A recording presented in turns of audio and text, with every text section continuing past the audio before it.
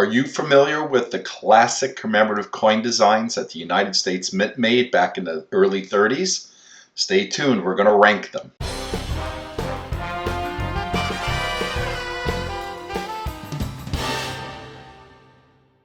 Hi collectors, thanks for watching. I'm the collector of coins. And that's right, as I said in the introduction, I'm going to rank the US classic commemorative coin designs. These were the designs issued in the 30s about different topics, motifs, the United States, and historical events. And we're going to use this tier list. So keep watching, and if you're not yet a subscriber, consider subscribing to my channel. Give me a thumbs up if you like this video. Share it with a friend.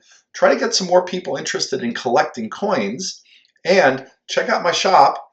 I have cool merchandise for coin collectors like this shirt. Well, we're picking up where we last left off in episode 2. Welcome to episode 3. Let's get started. The 1936 Lynchburg, Virginia sesquicentennial celebrates the issuance of the Charter of Lynchburg, Virginia in 1786. On the obverse is a portrait of Senator Carter Glass. He's a native of Lynchburg and was former Secretary of the Treasury. He objected to the idea that his portrait be used in the coin because in general he didn't like coins that had living people on it. Despite his protests, it was incorporated anyway. The reverse shows Liberty standing with the old Lynchburg courthouse in the background. I think this is such a nice looking coin. If it wasn't for the obverse, which I think is a little bit of a detractor, I would have ranked this S tier. The reverse is beautiful, so I think this is a great coin design, so I'm giving it an A tier ranking. This next commemorative coin is the 1920 Maine Centennial, which was authorized by Congress on May 10,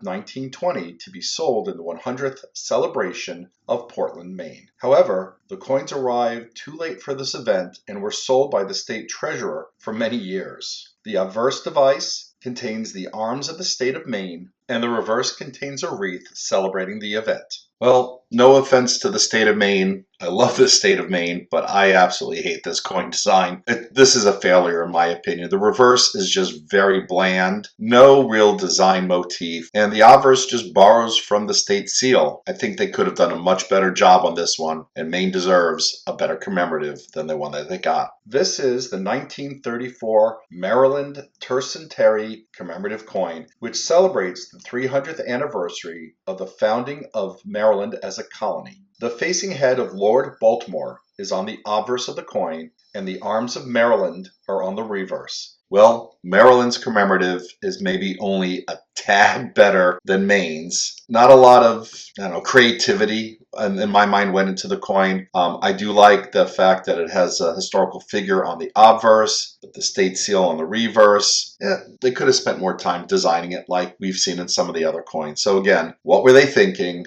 D. The 100th anniversary of Missouri being admitted into the Union was celebrated on the 1921 Missouri Centennial half dollar featured here. The obverse of the coin features a frontiersman, while Daniel Boone and a Native American are featured on the reverse. Well, here's another example where one side of the coin, in this case the reverse, just outshines the other, the obverse. I wish I could rank it higher than B, but I think it's better than average. While the reverse rivals one of the earlier coins that we had seen, frankly, the obverse, the portrait, is just cartoonish. So, B, better than average. This next commemorative half dollar, the 1923 Monroe Doctrine Centennial, was actually promoted by the California film industry in conjunction with the Motion Picture Exposition, which took place in June of 1923. The obverse of this coin shows the heads of James Monroe and John Quincy Adams, who are identified with the Monroe Doctrine, whereas the reverse portrays the Western Hemisphere. Well, unfortunately, I'm not a big fan of this coin. I think the design is frankly less than average. I think the concept on the reverse was good, but just not well executed. And the obverse portraits just, something about them that just leaves me empty. So I'm ranking this C, less than average coin design. The 250th anniversary of New Rochelle, New York's founding, which took place in 1688 by the French Huguenots, is commemorated on this special half dollar, which was issued in 1938. The fleur-de-lis, which is shown on what is considered the reverse of the coin, was adapted from the seal of the city of New Rochelle. However, the obverse depicts a historical event It represents the title to the land that the Huguenots purchased from John Pell, provided that a fattened calf be given away every year on June 20th. So here's another commemorative coin that I just don't like the coin design for. I find the obverse is just boring, and the reverse looks toy-like. It looks like it's portraits of a toy. Somewhat, this gives an overall token appearance rather than a commemorative coin, so I'm ranking it, just to emphasize this, F. This is a failure as a coin design. The 1936 Norfolk, Virginia Bicentennial Commemorative Half Dollar not only celebrates the 200th anniversary of the establishment of the borough of Norfolk, Virginia, but also the 300th anniversary of the original Norfolk land grant. The coin features the seal of the city of Norfolk with a ship as the central device, and the reverse features the Royal Mace of Norfolk. I find this design incredibly busy and not really appealing. So honestly, what were they thinking? A circle within a circle within a circle, and there's a ship. Ship is cool. I wish it was bigger. And then the reverse, I mean, with that the staff basically, but it's split between numbers. It's just, there's a lot going on in this coin. It's just too busy for me.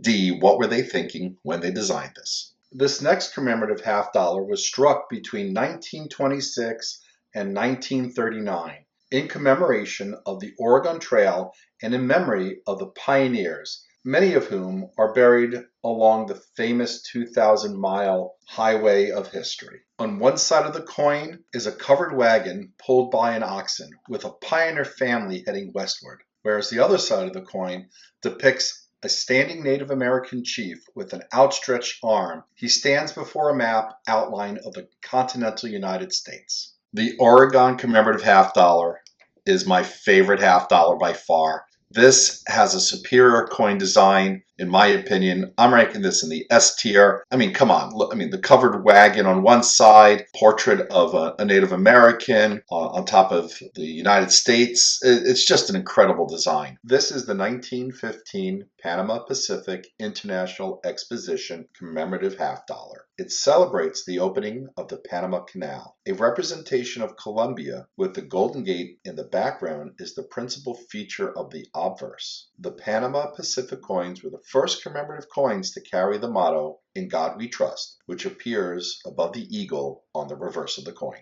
I mean, come on, back-to-back amazing coin designs. I think this one is also stunning. You may disagree, and if you do, leave a comment down below. But I think this is also an S-ranked coin design, superior in my opinion. I mean, look at that eagle on the reverse, and just iconic. This next half dollar commemorates the 300th anniversary of the Pilgrims landing in America. This is the 1920 and 1921 Pilgrim tercentenary half dollar. The obverse features a portrait of a pilgrim, believed to be Governor William Bradford, holding a Bible in his hand. He is dressed in traditional pilgrim attire. The reverse displays the Mayflower, the ship that brought the Pilgrims to the New World.